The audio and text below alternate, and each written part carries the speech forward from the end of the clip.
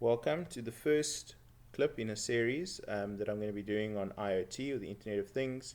Something that I've been learning more and more about lately. It's quite a cool topic, and yeah, I just wanted to share what I've learned. I thought a good place to start is just with a basic definition of what is IoT slash IoE. So it's often referred to as the Internet of Things or the Internet of Everything.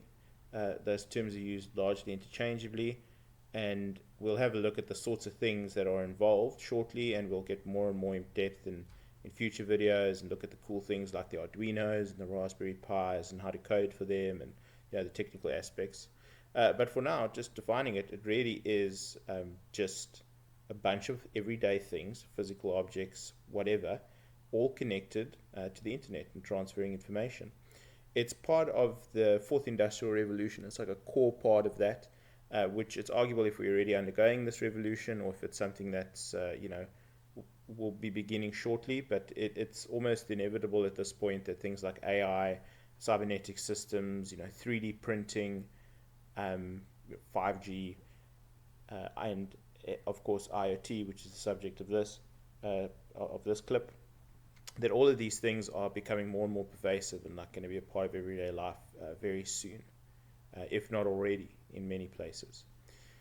So as the name, kind of gives away, the internet is really a central piece to what IoT is, right?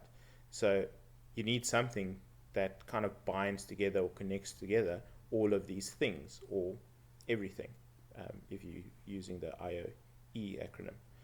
So you are one of these things. You've got wearables. You could have shoes that maybe are sending data about what you're doing, how much you're walking. You've got wearable glasses that send data. You've got smartphones. You've got watches, whatever. Animals as well. Even they are being kitted out with various little things, like dogs have tags that automatically open certain doors in the house and things like things like that. So all of these things can be connected over the internet and become part of this greater Internet of Things network. A common one is smart bulbs, and other appliances that you could have around the house, things like microwaves and whatever, anything that again could transfer data or receive data over the network. A very common one that a lot of times putting into over the last few years or decades is vehicles, especially with the rise of autonomous and semi-autonomous vehicles. They are obviously constantly transferring data across the network for various reasons. Tesla famously does over-the-air updates as well for their software, all connected. Other applications are things like aquaculture and aquaponics and even hydroponics and various different ways of growing food and farming. Aquaculture being effectively sort of the farming of fish. Measuring the pH of your water to ensure it doesn't become too acidic, and all these things automatically can be done through IoT.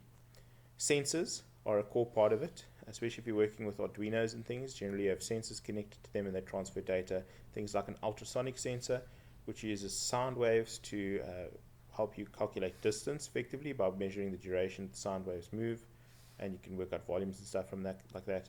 Photovoltaic sensors as well, temperature sensors, etc.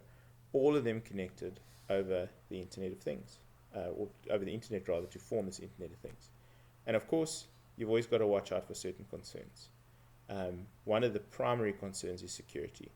So we will always have malicious parties involved in anything in the kind of tech space. It's unfortunate. Hackers are always around. And the stakes are quite high when it comes to if someone hacked your vehicle, for example, and made it do things that you didn't really want it to do at that time. And then, of course, privacy is another major concern. When everything is so connected and data is being transferred constantly, privacy can become an issue, or at least, ensuring your privacy. So that's the very quick explanation of the Internet of Things, the Internet of Everything. And like I said, it's a massive topic, lots of things to cover, and we'll do that slowly but surely and learn together.